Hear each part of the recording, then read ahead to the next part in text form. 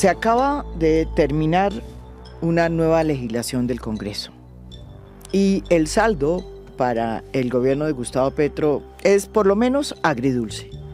De todo el paquete de reformas que presentó, solo una realmente importante pasó, que es la reforma pensional. Otras se fueron quedando en el camino por muchísimas razones, como sucedió con la tan mentada reforma a la salud y con la reforma laboral. Sin embargo, siempre pensamos que dentro de ese paquete, si había una que podía salir junto con la reforma pensional, pues esa era la ley estatutaria de la educación. Entre otras, porque, como lo dijimos en un podcast anterior, en donde entrevistamos al viceministro de Educación, Óscar Sánchez, y a la exsecretaria de Educación del distrito, Edna Bonilla, era un proyecto elaborado producto de un acuerdo, de una concertación, desde el inicio, entre todos los sectores que tenían que ver con la educación. Desde la educación inicial, que es de 0 años hasta 5, pasando por primaria hasta llegar a bachillerato. Esa ley, además, refrendaba la educación como un derecho fundamental para todos los colombianos y planteaba, desde luego, un fortalecimiento de la educación pública. La ley fue avanzando en la Cámara y allí duró varios meses. Finalmente pasó al Senado y fue en el Senado, a último momento, que estuvo a punto de hundirse.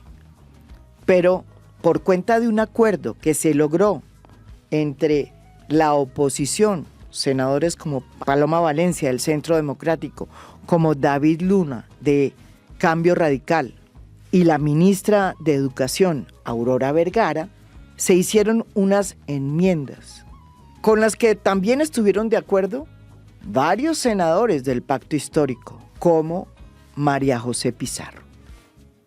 Ese nuevo acuerdo que buscaba salvar esta ley estatutaria de la educación produjo un inmediato rechazo en FECODE, un sindicato que, como ustedes saben, ha sido muy cercano al gobierno de Gustavo Petro hasta el punto de que financió su campaña. FECODE, ya molesto por todo lo que estaba pasando con el fracaso en la implementación del modelo de salud para los maestros, llamó a un paro nacional, por lo que consideraba era un intento de socavar los derechos de los maestros, porque esa nueva enmienda planteaba la exigencia de que se impusiera a los maestros una evaluación a partir de los resultados que obtenían sus alumnos en las pruebas saber. Esa frase fue considerada por FECODE como una medida punitiva que buscaba sacar a los maestros de las aulas y que iba en contra del concepto de evaluación integral que siempre ha planteado FECODE. Sí, mira, lo primero es entender que nosotros estamos bajo un sistema de evaluación de los 330.000 maestros que hay, sacando las que son comunidades especiales, hablamos aproximadamente de 300.000 maestros, 220.000 estamos ya bajo sistema de evaluación. Ese sistema de evaluación es riguroso. Hoy tenemos 50.000 maestros en periodo de prueba que pasaron no solo por un examen, sino por una cantidad de pruebas para hacer periodo de prueba, que es casi todo el año, algunos incluso se les va año y medio. Uh-huh. Y quienes ya estamos en carrera, yo soy de esos maestros que entró en el primer grupo en el 2006, somos evaluados todos los años y es una evaluación bastante rigurosa, que es permanente y que es la que mantiene la estabilidad porque te pueden sacar si la pierdes. Sí. Además, para el ascenso tenemos una prueba sobre 80 puntos. Hoy, la semana pasada, se terminó la inscripción después de 5 años congelada el escalafón. Se inscribieron 106.000 maestros para presentar prueba para ascender. Y ahora nos dicen, súmele la prueba censal, y esta prueba censal es una prueba que tú no puedes comparar en un territorio que está en medio del conflicto armado como Cauca, o lo que vivimos en los contextos sociales, porque hay que entender que el maestro público se mueve en la educación extramuro, en la educación rural, en muchas condiciones. ¿Y qué es la educación tú no censal, puedes doctora igualar Alfonso? los resultados. Pero esta historia no termina aquí. La ministra Aurora Vergara logró sentarse con FECODE, logró sentarse con la oposición y llegar a un acuerdo. Pero adivinen qué sucedió. Que los únicos que no le dieron visto bueno a ese acuerdo fue la bancada del Pacto Histórico. Y cuando eso sucedió, pues la posibilidad de que la ley estatutaria para la educación fuera aprobada se extinguió. Estalló en la estrategia de conciliación de muchos sectores y todos los sectores quedaron entre la espada y la pared. Entonces en la vida real ni gobierno ni independiente de la oposición quería que eso se aprobara. Y lo tercero que llevó a esto pues es que sencillamente los tiempos no dan. Hay varias leyes importantes en el transcurso y esta requería el debate, el último, más una conciliación. Dice la norma de la ciencia política más primaria que el Ejecutivo tiene que negociar con el Legislativo los proyectos de ley y las reformas que plantea, porque nunca las puede imponer y que es parte del ejercicio democrático lograr un acuerdo con el Legislativo. Eso fue lo que hizo la ministra de Educación, Aurora Vergara, y llegó incluso a meter en la mesa al poderoso sindicato FECODE. Con lo único que ella no contó es que el partido del presidente Gustavo Petro no la acompañara. Está con nosotros la ministra de Educación, Aurora Vergara. Ella es socióloga de la Universidad del Valle y realizó una maestría y un doctorado en sociología de la Universidad de Massachusetts, en Estados Unidos, y tiene una investigación postdoctoral en la Universidad de Harvard. Vergara, que es profesora y conocedora de la historia de la Colombia afro, formó parte del movimiento de la actual vicepresidenta Francia Márquez. Soy porque somos. Estuvo en el equipo de empalme del gobierno de Gustavo Petro y entró a ese gobierno como viceministra de Educación Superior. Cuando salió Alejandro Gaviria de la cartera, ella fue nombrada como la nueva ministra de Educación. Bienvenida aquí a fondo, ministra, después de semejante semana. Yo creo que esta historia de cómo fue que se abortó un proceso de concertación de una ley tan importante como la ley estatutaria de la educación, que tiene como objetivo considerar la educación como un derecho fundamental, tiene que ser conocida por Colombia y por la audiencia de a fondo. ¿Por qué no nos cuenta, ministra, cómo fue ese viacrucis? Y que no se diga que este gobierno no hace acuerdos. Lo que es sorprendente es que en esta ocasión los que no quisieron meterse en el acuerdo fueron precisamente los congresistas que apoyan al gobierno del presidente Gustavo Petro. El artículo 67 de la Constitución Política de 1991 establece que la educación es un derecho fundamental en Colombia. Eso se dice desde 1991. Sí.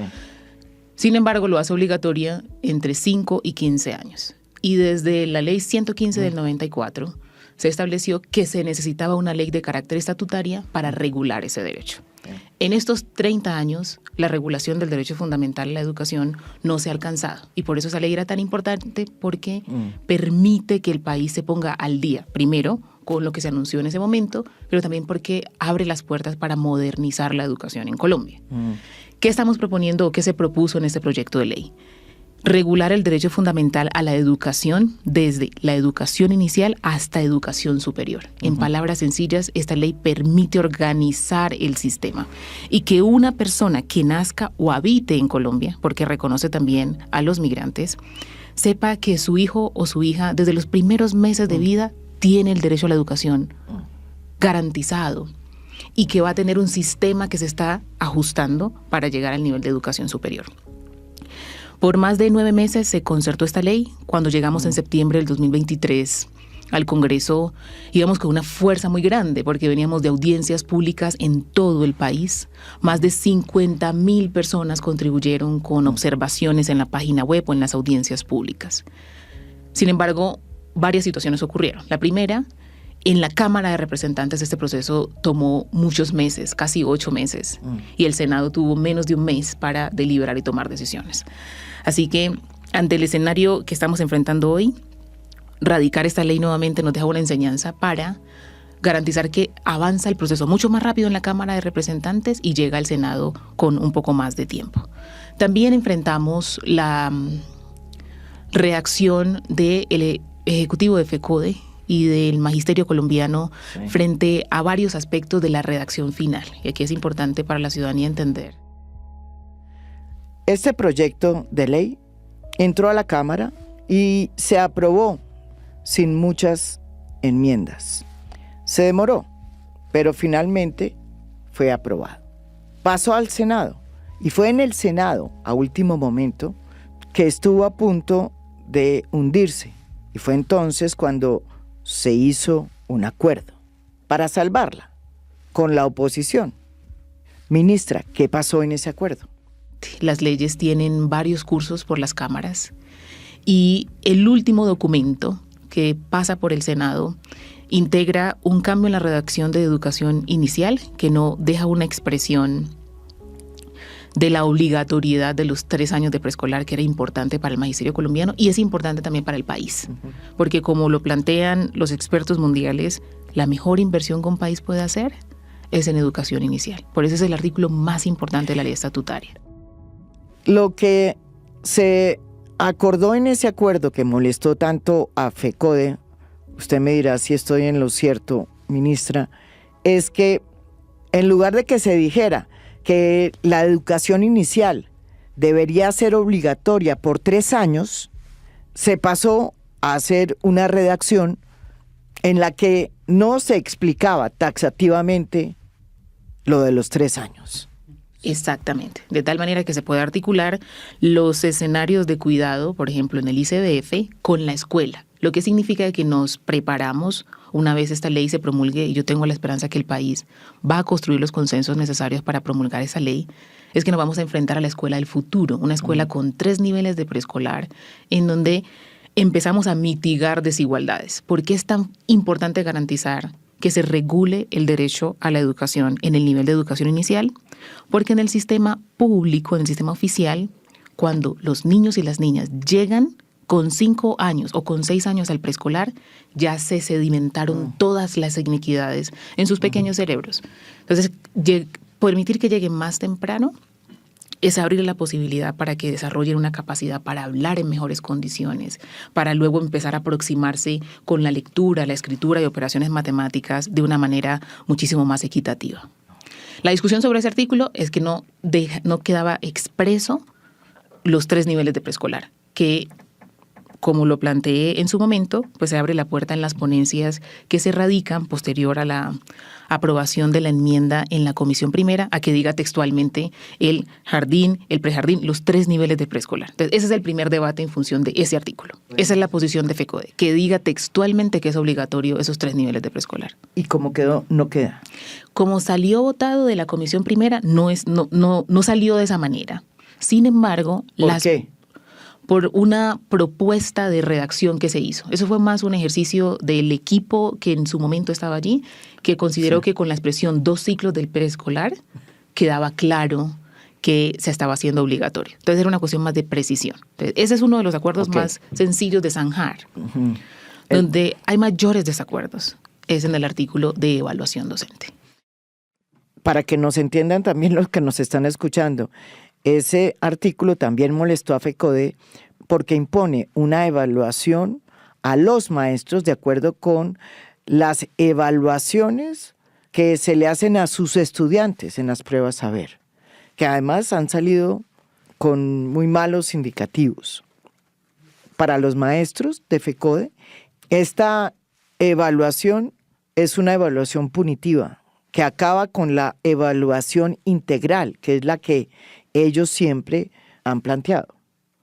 Y que sustentan con argumentos también muy poderosos, que dicen que no solamente cuando un estudiante da malos resultados es culpa del maestro, sino también del entorno, de la familia, de lo que pasa en el pueblo, en su ciudad.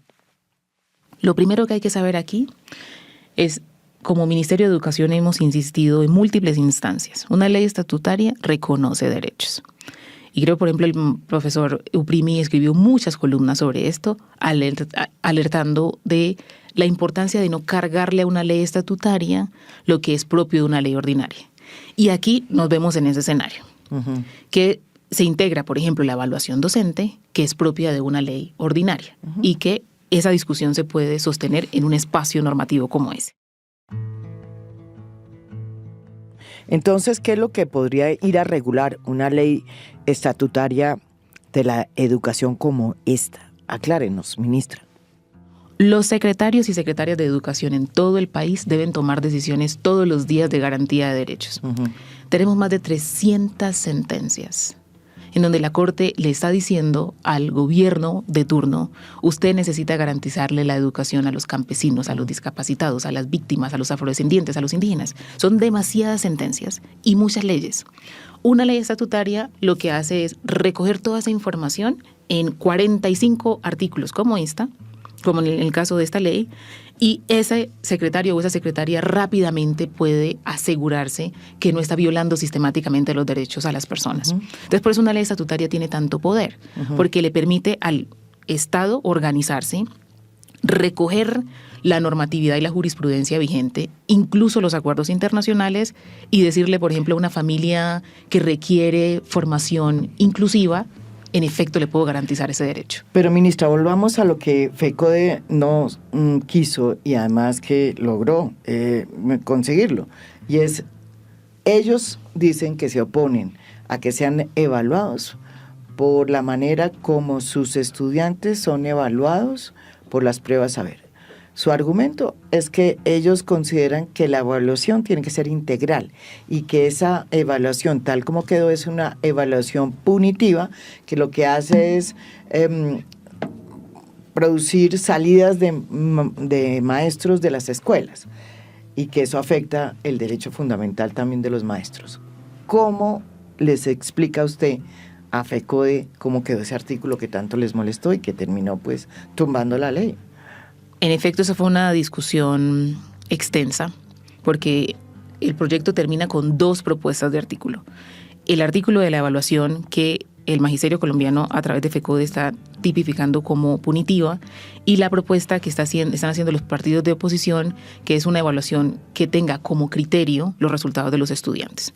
El debate que se está sosteniendo aquí es que la evaluación de un estudiante también se informa por la infraestructura educativa, y por eso el gobierno colombiano está haciendo tanto esfuerzo en invertir, por ejemplo, este año, más de $1 billón en infraestructura educativa para mejorar alrededor del país todas estas escuelas. También ellos están argumentando que la nota refleja el entorno de las familias y que refleja la manera como un estudiante llega al salón de clase con todas esas inequidades alrededor.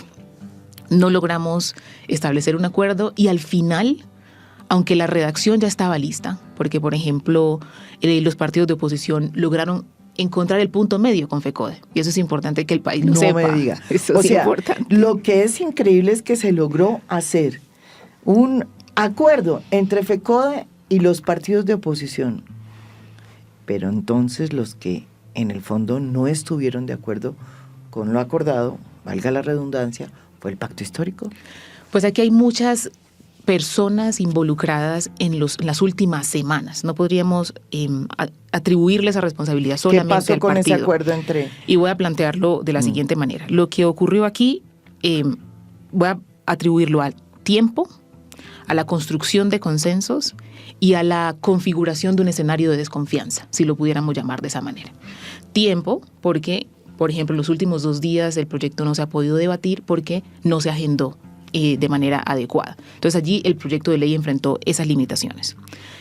el aspecto que tiene que ver con la consolidación de los acuerdos. Cuando ya existió una redacción conjunta, empezó a surgir la preocupación de diferentes partidos, tanto del Pacto Histórico, la oposición, de FECODE y ciudadanos interesados, de que de pronto al final se incluyera en el documento alguna expresión a través de una proposición que terminara reversando los acuerdos. Y eso me lleva al tercer escenario, la configuración de este escenario de desconfianza. Y es que ya en las últimas horas empieza a surgir la preocupación de todas las partes involucradas, no solamente de los líderes y lideresas del Pacto Histórico. Porque recibimos una carta de 200 académicos, ministros, exministros, viceministros, diciendo: tenemos temores por la redacción del artículo que incluya autonomía universitaria. Entonces, al final, lo que tenemos son muchas fuerzas confluyendo ante el temor que al final alguna frase, algún artículo, alguna proposición termine impactando de manera negativa a alguno de los sectores interesados. Lo que, como una persona que ha liderado ese proceso, tratando de consolidar y de construir consensos, es muy revelador de la oportunidad que tenemos como país de hacer de la educación nuestro gran acuerdo nacional. Claro. Porque teníamos aquí la oportunidad, y quiero creer que tenemos la oportunidad en los próximos meses, de dedicarle horas a conversar entre las diferentes partes en un escenario de concertación y no en un escenario de confrontación. Porque el impacto de aletargar el cumplimiento de la regulación del derecho fundamental a la educación es que se sigue dejando en pausa una promesa para la niñez colombiana. Se sigue dejando en suspenso la promesa de una educación de calidad y pertinencia, y el país necesita construir esos acuerdos. Ministra, pero entonces quienes realmente no estuvieron de acuerdo no fue FECODE, sino al final fue los votos del Pacto Histórico. Pues ahora eso nos trae al escenario de los votos en Congreso. Los movimientos sociales tienen una voz y tienen una participación en el proceso. El gobierno entrega unos insumos, pero al final, como me dijeron en un debate de control político, los que votan son los senadores y senadoras en este escenario. Y aquí tenemos voces de todo el espectro político en estas últimas horas diciendo, pues entonces lo mejor es dejar que este proyecto no siga su curso. Aquí no se le puede atribuir exclusivamente a los senadores del Pacto Histórico, porque las manifestaciones públicas así lo demuestran. Y al no contar con todo el mundo en función de la educación para votar este proyecto hasta el último momento, porque con el tiempo se contó, y al no contar con la voluntad de establecer, mirándose a los ojos, porque aquí yo quisiera proponerle a todas las personas que tienen esta posición, y es considerando el futuro de la niñez, por ejemplo, la niñez rural. Tenemos, María Jimena, lugares donde la escuela no termina, solamente llegan hasta quinto, por ejemplo, en La Guainía, la mayoría de los niños y niñas en las zonas rurales y en muchos otros lugares. Al no contar con una plenaria que dice esto es una prioridad, vamos a agendarlo, vamos a votarlo y vamos a ponernos de acuerdo en la redacción final de todos los artículos, quedamos en este escenario. Ministra, ¿usted va a presentar nuevamente en la próxima legislatura de nuevo este proyecto de ley? Esa es nuestra voluntad y la voluntad del equipo de trabajo que está en el Ministerio de Educación. Seguiremos insistiendo en la invitación al diálogo. Una vez cerremos esta legislatura, nos vamos a preparar a volver a convocar escenarios de concertación con otros proyectos, porque ya para el cierre del 2024 se nos une la reforma al Sistema General de Participaciones, que ya está lista, también ya está concertada con algunos sectores, pero allí surgirán otros debates en función de las decisiones y los montos que se están pactando allí, la reforma al Sistema de Educación Superior y la reforma al ICETEX. Quiero devolverme al tema de la concertación porque me parece muy importante. Usted hizo un acuerdo que firmó, además. ¿Usted hizo ese acuerdo con quién? ¿Con qué senadores de la oposición se sentó? Esta concertación se surgió en el marco de una conversación con los diferentes senadores de la Comisión Primera. Después de muchas horas de deliberación y de muchos días, porque en la agenda de deliberación surgió la invitación o la citación en ese caso a diferentes debates de control político que impactaron, que terminaron impactando la agenda de deliberación de este proyecto, y se propuso entonces una reunión en donde todos los partidos pudieran deliberar en función de las 3 ponencias que radicaron. Uh-huh. Y esas 3 ponencias necesitaban ponerse de acuerdo en muchos ejes: en la redacción del artículo de educación inicial, en el artículo sobre la naturaleza del sistema, la composición del sistema de educación superior, para que reflejara, por ejemplo, la petición o la visión del sistema mixto, que era una petición que estaban haciendo mucho las instituciones privadas. Perdón que me meta la cucharada, pero sin duda alguna ese tema de la relación entre la universidad pública y la universidad privada pues fue otro de los grandes tiras y aflojes que tuvo este proyecto de ley. Es claro que desde el inicio este gobierno dijo que iba a privilegiar la universidad pública sobre la universidad privada. Sin embargo, eso tiene en ascuas a muchas instituciones educativas que insisten con bastante razón de que si no cuentan con ellas, tampoco se va a poder ampliar la demanda de plazas para la educación universitaria y tecnológica que requiere el país. Y en el Congreso fueron muchos los congresistas que insistieron en que este proyecto de ley prácticamente borraba la universidad privada. Lo que no corresponde con la realidad, porque los múltiples temores que manifiestan las instituciones no oficiales son los temores que están manifestando las instituciones oficiales en este momento. El sistema tiene muchos seguros, si podemos decirlo de alguna manera, y es que el presupuesto general de la nación ya está diseñado para garantizar que se continúan transfiriendo recursos a todos los tipos de instituciones. Un ejemplo de esto es que este año se le transfirió un poco más de $1 billón a las instituciones oficiales, a las instituciones no oficiales, para pagar programas como Serpi lo paga, porque todavía hay jóvenes que están rezagados en el sistema, los jóvenes de generación E que todavía están en las instituciones, y todos los fondos poblacionales. Entonces, esto demuestra que el presupuesto general de la nación sigue fortaleciendo y financiando a las instituciones, tanto públicas como privadas. Pero a medida que se va avanzando en la deliberación, se van activando esos temores. Previo al debate en la Comisión Primera, teníamos a las universidades, a las diferentes asociaciones de las instituciones privadas diciendo: necesitamos ser escuchados, que se respete la autonomía. Y una vez se integran esos cambios en la ponencia, en la enmienda que se firmó, entonces tenemos la activación de todas las universidades públicas diciendo que se respete el derecho y que se fortalezcan las instituciones públicas. No es fácil hacer consensos en este país, es evidente. Pero volviendo al tema de la negociación y de las enmiendas que hicieron con varios de los senadores en la Comisión Primera del Senado, sígame contando cómo avanzó esa negociación una vez de alguna manera se aclaró el tema de la necesidad de que se hablara de una educación mixta, donde participaba también las instituciones privadas. Muy bien, entonces allí el documento de la enmienda refleja las contribuciones de los diferentes partidos. Eso fue un trabajo de más de 5 horas. Tengo que decir aquí que es importante saber algo que ocurrió en el marco de la deliberación y la construcción de esa enmienda, y es que la mayoría de los involucrados siempre decían: yo no me muevo una coma de mi posición. Y una lección que nos deja este proceso es que necesitamos que la gente esté dispuesta a moverse una coma para poder garantizar que se regula el derecho fundamental a la educación. Entonces se cambiaron los artículos que tenían que ver con la gobernanza universitaria, porque en efecto una proposición en la Cámara de Representantes habilitó que se incluyera la expresión de la democracia directa en la composición de los consejos. Pero como lo establecí en su momento, la gobernanza universitaria, la composición de un Consejo Superior Universitario es debate de la reforma a la educación superior. La ley 30. Exactamente, no de una ley estatutaria. Pero eso se actualizó.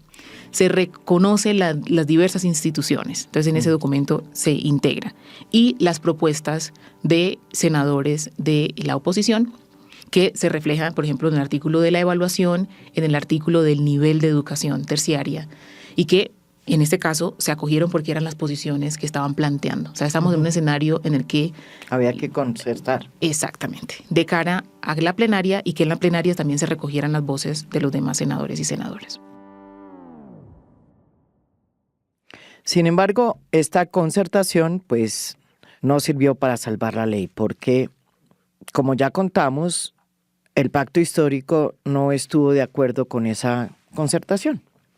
Pero vamos a otro tema en el que usted también ha sido cuestionada, ministra, y es el manejo que se le ha dado a lo que sucedió con la elección del nuevo rector de la Universidad Nacional. Sus críticos dicen que usted no condujo bien esa reunión en el que el Consejo Superior Universitario eligió al profesor Ismael Peña como nuevo rector de la universidad. Una elección que a muchos sorprendió porque precisamente ese profesor había obtenido la menor votación en la consulta que se había hecho dentro de la universidad, y que, a pesar de que no es un mecanismo vinculante, pues sí tiene que ser tomada en cuenta a la hora de que el Consejo Superior Universitario realice la elección del rector. El 2 de mayo se prevé la posesión de José Ismael Peña como rector de la Universidad Nacional.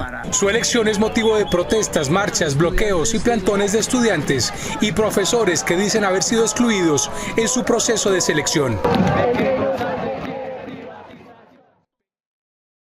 Como usted, ministra, decidió no reconocer el nombramiento de Ismael Peña porque no firmó el acta en el que el Consejo Superior Universitario lo elegía, el profesor Ismael Peña decidió irse a posesionar ante la notaría en un hecho insólito que demuestra los entretelones de esta novela en que se ha convertido la elección del rector de la Universidad Nacional. Después de idas y venidas, ese Consejo Superior Universitario volvió a sesionar y ha elegido a el profesor Leopoldo Múnera, que fue el que ganó la consulta, que fue olímpicamente desconocida por el Consejo Superior Universitario en el momento en que eligió a Ismael Peña. Todo este recorrido lo hago porque, ministra, usted tiene hoy dos rectores. Uno, que es Ismael Peña, y el otro, que es Leopoldo Múnera. ¿Cómo se come eso? Y sobre todo, ¿en qué queda la autonomía universitaria? Un Consejo Superior Universitario tiene la contribución de diversas personas. En el caso del de la Nacional, son 3 votos que vienen, por un lado, la ministra o el viceministro de Educación Superior, que presiden, 2 designadas del presidente. Esa es de las pocas instituciones que tiene 2 designadas del presidente. No todas tienen 2. Tiene el representante de los rectores de la Nacional, el representante de los profesores y el de los estudiantes. Este consejo empezó con una narrativa muy sólida. 5 de 8 consejeros dijeron que votarían por Leopoldo Múnera. En el marco de la sesión del consejo, en la definición en el punto 1 de la metodología, se llevó a construir una justificación que terminó con un resultado completamente diferente. Son mis obligaciones como presidenta del Consejo Superior, primero instalar oficialmente la sesión, garantizar que se cumple con el orden del día, levantarla oficialmente. Y yo no me puedo hacer responsable de las votaciones o del cambio de voto, de la metodología que se propuso, o por decisiones... El método Borda. O por las decisiones que cambian los diferentes consejeros y consejeras. De eso sí no me puedo hacer responsable, y desde el principio he planteado: La universidad debe cumplir con un principio, y es el principio de transparencia. Y ese principio no se cumplió en ese consejo. Ningún acta del Consejo Superior de la Universidad Nacional ha sido confidencial. Este no podría ser diferente. Fue, de hecho. Decidieron votar de manera privada. Así. Pero el acta nunca se votó para que fuera confidencial. Ya. Y esa fue mi mayor exigencia. Como no se sometió a votación el acta confidencial, esa fue una recomendación que hizo la secretaria general y tuvo el respaldo del jefe jurídico, pero no se sometió a votación. Ahora la votación confidencial fue elegida por 5 consejeros. Yo dije que no estaba de acuerdo con esa posición y pues es mi responsabilidad también respetar los resultados del Consejo Superior Universitario. ¿Y por eso usted lo respetó? Lo que yo solicité fue lo siguiente: el acta debe contarle a la universidad qué ocurrió. Es decir, no puede una universidad en una hora tener una visión de un resultado y 9 horas después un resultado completamente diferente sin ninguna explicación. Y en el proceso de la redacción y revisión de esa acta, pues se generaron todos los hechos que ahora en la institución presentan y generan unas situaciones administrativas extremadamente complejas. Sin embargo, hoy de nuevo el mismo Consejo Superior Universitario acaba de votar y elegir al profesor Leopoldo Munera, que fue el que ganó las elecciones directas, la consulta, y en la que participaron no solo maestros, sino estudiantes y egresados. ¿Cómo entiende ahora este resultado? Hay un cambio allí importante. Y es que ya no están los mismos consejeros y consejeras que eligieron en marzo. Hay una recomposición del consejo importante. Y esa recomposición lleva a este nuevo resultado. Entonces estamos en el escenario de 2 consejos superiores universitarios, de manera autónoma, estableciendo una decisión sobre el futuro de su institución. Entonces, lo que he planteado para muchas de las personas que me han criticado: 1, no estoy liderando un ministerio en el que llevo a un consejo superior una estrategia politiquera. Eso no lo van a esperar de mi parte nunca. Entonces, sí, muchos me han cuestionado que debía haber revisado. No, si la posición fue 5 personas entran a un consejo diciendo respeto los resultados de la consulta universitaria, pues el resultado debería reflejar lo que dijeron públicamente y no luego tener un ambiente enrarecido frente a la falta de explicaciones de las personas que cambiaron su voto durante la sesión. Que fue pues en el primer consejo cuando se eligió al profesor Ismael Peña. Así es. Y entonces, ¿qué va a hacer, ministra, usted con 2 consejos superiores universitarios que dicen una cosa y otro que dice otra cosa? Porque en la mitad se presentó una situación administrativa compleja y es un profesor que tiene una designación que necesita perfeccionamiento porque de acuerdo a las sentencias, las leyes, los acuerdos y resoluciones que rigen los consejos superiores, hay varias reglas que cumplir y una de esas es posesionarse en debida forma. Y cuando se tiene a una persona que con una designación, con un acta que no ha sido completamente validada, se presenta ante una notaría, ya abre un camino completamente diferente entre el escenario 1 y el escenario que estamos viviendo en este momento. Así que aquí hay una situación administrativa que debe ser investigada por las autoridades correspondientes y la universidad tendrá que asumir los resultados una vez se surtan todas las instancias que se han abierto en este camino. Pero hoy tenemos 2 rectores, ¿se puede decir? No. Hoy tenemos... Porque al no... Un rector. Hoy se tiene un rector de acuerdo a la normatividad vigente que se posesionó en debida forma, que se registró ante el Ministerio de Educación en debida forma. Entonces es la persona que cumple con los requisitos de ley y que fue elegido en el contexto de un Consejo Superior Universitario. Ministra, en medio de todas sus afugias, porque ha tenido muchas, usted ha logrado una cosa que es muy importante y es que primero es fortalecer las bases presupuestales del Ministerio de Educación. Y segundo, aumentar la cobertura.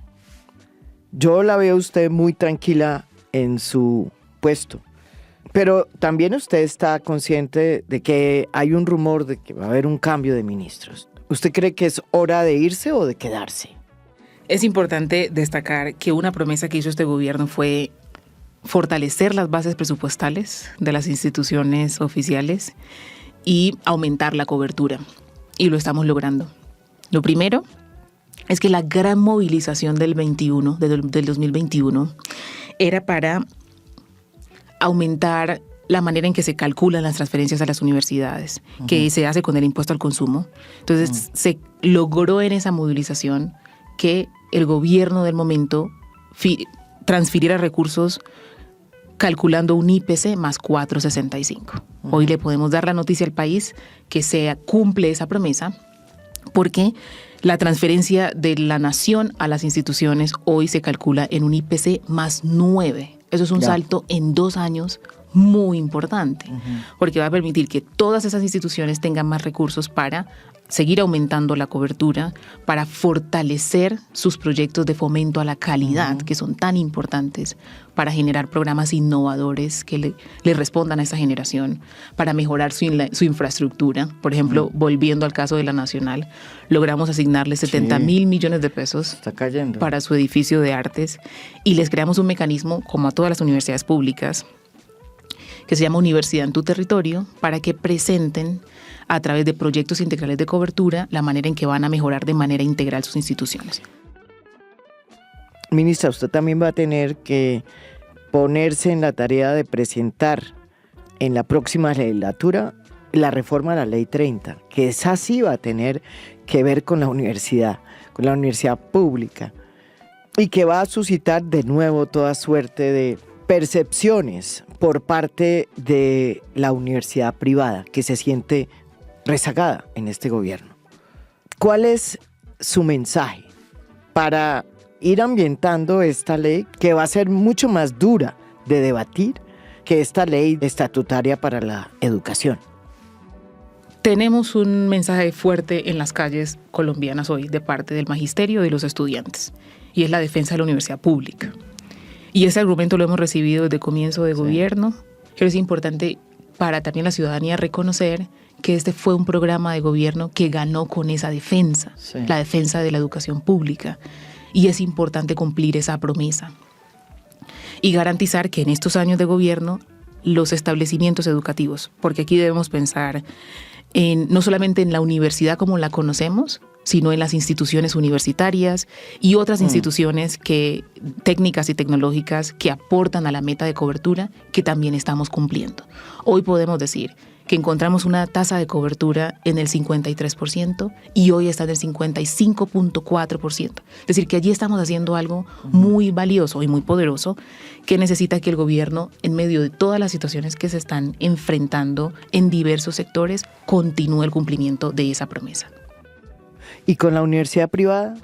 Continuar los espacios de trabajo que nos permitan materializar acciones como U Solidaria. No sé si usted recuerda. Sí, ¿qué es lo que hizo Edna, pero arriba? No necesariamente. ¿No? U Solidaria es un mecanismo que se creó con el ICETEX para que las universidades privadas pudieran crear un mecanismo que les permita seguir aportando, seguir recibiendo también aportes de la nación, pero en un mecanismo que sea coherente con las promesas que este gobierno hizo. Porque lo que nos estamos enfrentando es a una petición que requiere unos recursos adicionales, pero que el presidente de la República ha instruido necesitan llegar a las universidades públicas. Entonces, ese es un aspecto. Y el segundo aspecto para las universidades privadas tiene que ver con los fondos poblacionales. Logramos en estos 2 años crecer en un 700% los fondos poblacionales de víctimas, lo que quiere decir que a esas instituciones están llegando estudiantes por esos diferentes fondos de ley y que creo que ahí tenemos una oportunidad de seguir creciendo. Mi invitación sería que no pongamos el binario público-privado como el principio del debate, sino que pongamos a los estudiantes en el centro del debate. Que pongamos de dónde están llegando, zonas rurales, cuáles son las instituciones que mejor servicio le pueden prestar. Y con esa entrada podríamos tener un resultado completamente diferente. Porque cuando enfrentamos el tipo de institución, le quitamos fuerza a una premisa con la que yo he estado liderando este ministerio y es la restauración de la dignidad humana. O sea, la educación debe restaurar la dignidad de la gente. Y si tenemos establecimientos, por ejemplo, en Quibdó, en Ismina, en el departamento del Chocó, o en Uribia, en La Guajira, que pueden prestar la garantía del servicio de la educación pública en mejores condiciones, pues esa es una manera como podríamos abordar esta discusión. Nos evita confrontaciones como la que estamos viviendo en este momento y tengo la certeza que nos va a dar mejores resultados hacia el futuro. Muchas gracias, ministra. A usted, Ojalá muchas le gracias. vaya bien en esas concertaciones. Muchísimas gracias. Esto es A Fondo. Mi nombre es María Jimena Duzán.